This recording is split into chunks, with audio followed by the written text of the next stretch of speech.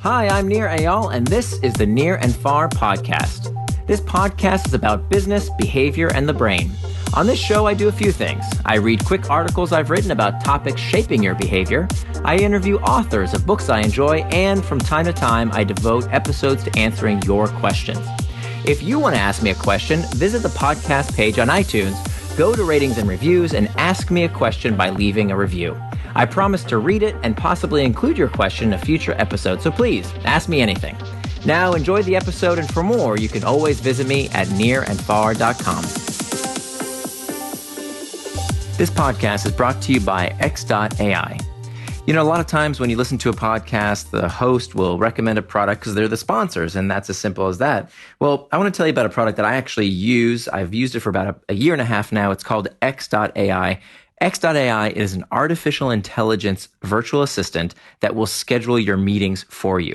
So every time I schedule a meeting, I don't play the email ping pong game back and forth. All I have to do is CC my virtual assistant at x.ai with a simple email address, and the artificial intelligence will take care of the rest. It's a great product, highly recommended. And right now you can get 1 month free by going to x.ai/near and far. And you want to enter in the discount code near and far.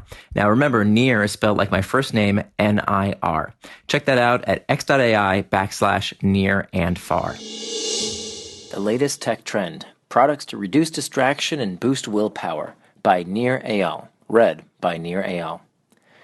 4 minutes into pitching the wonders of his invention to an influential reporter, Patrick Paul gets hit with the kind of snarky comments startup entrepreneurs dread. Paul is the founder of Hemingwrite, a distraction-free writing tool with modern technology like a mechanical keyboard, e-paper screen, and cloud backups. At first glance, the Hemingwrite could be mistaken for an old-school typewriter inlaid with a Kindle display. Despite its, quote, modern technology, it looks like a 1980s throwback from Radio Shack. 2 gaudy dials sit on either side of chunky black plastic, and a huge red button, which could easily be mistaken for an ignition switch, turns it on. The company website calls this aesthetic retro. Despite its looks, the Hemingwrite has struck a nerve. The company quickly surpassed its $250,000 crowdfunding goal on Kickstarter and sold hundreds of units of a machine that hasn't even been manufactured yet. At $399 a pop, the Hemingwrite costs much more, but does much less than just about every personal technology on the market. But that, according to the company, is exactly the point.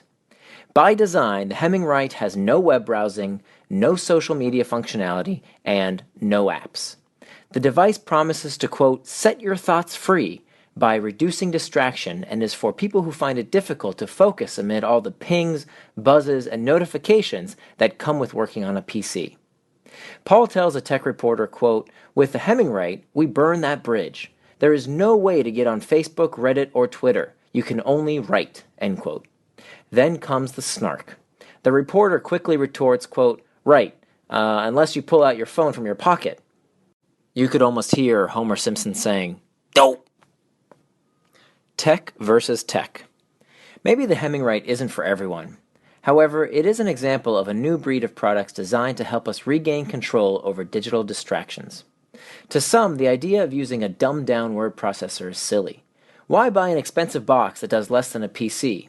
The answer for many bleary-eyed workers is, because I actually need to get stuff done.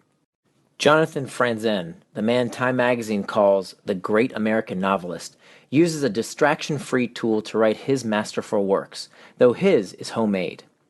According to a 2010 cover story, he uses a heavy, obsolete Dell laptop from which he has scoured any traces of hearts and solitaire, down to the level of the operating system, because Franzen believes you can't write serious fiction on a computer that's connected to the internet. He not only removed the Dell's wireless card, but also permanently blocked its Ethernet port. What you have to do, he explains, is you plug in an Ethernet cable with superglue, and then you saw off the little head off of it. End quote. Franzen's methods may seem extreme, but desperate times call for desperate measures. In the battle for attention, the only solution may be periodic forced amputations from the net. Franzen is not alone in devising ways to kill distraction. A software developer named Ned Batchelder published code for an app he created to restrict his use of the very site he posted to. Stack Overflow, a site known to nearly every programmer on the web, has comment strings related to, quote, "How can I keep from getting addicted to Stack Overflow?" The site even has built-in breakers to prevent overuse. According to Stack Overflow co-founder Jeff Atwood, the current system is designed to reward continued participation, but not to the point that it creates obsession. Programmers should be out there in the world creating things too, end quote. Clearly, the struggle to not do what we ought not to do is nothing new. Thousands of years before Facebook and YouTube, the ancient Greeks used the word akrasia to describe the act of doing one thing when you know you should be doing another. The term even appears several times in the New Testament. However, what is new about our struggle with distraction today is that we have yet to develop what famed investor Paul Graham calls the social antibodies needed to inoculate ourselves from the negative aspects of addictive products. Although personal technology is an indispensable and largely beneficial part of our everyday lives, we haven't yet worked out the kinks and faults associated with too much of a good thing. Having written a book on what makes technology habit-forming, I believe products will become harder to resist as companies leverage new ways to keep users coming back. However, just because I understand how products hook us doesn't mean I don't struggle with distraction myself. In fact, in the words of Richard Bach, you teach best what you most need to learn. I've had to devise my own behavioral hacks to regain control over my own bad tech habits. I've even revived my sex life by using thoughtful and perhaps extreme ways to turn off tech. Attention retention.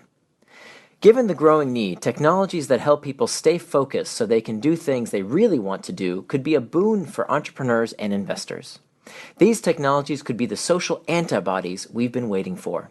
A host of new products have recently come to market offering respite from the constant barrage of attention-sucking diversions like email, news sites, and social media. They promise to keep us focused so we can actually get work done instead of mindlessly checking and pecking at our screens.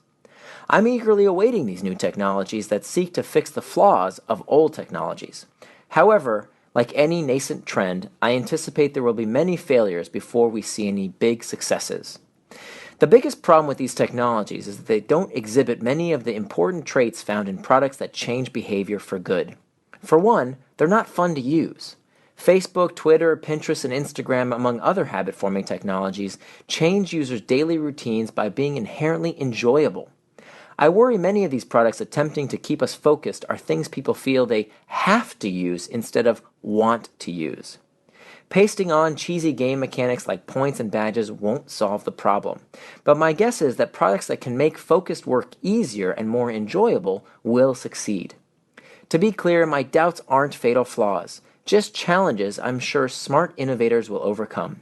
Of course, predicting the market potential of this new breed of products is nearly impossible, but over the next few years, I expect to see many more companies emerge to help us live and work better by helping us put technology in its place. What do we call it? Here's where I need your help. First, what tools and products do you use to stay focused? Let's start a list of the best tools and techniques at my blog, nearandfar.com. Number 2, there still isn't a name for this industry. Here are some ideas: concentration technology, attention tools, anti-distraction devices, focus tech. I'm sure you can do better.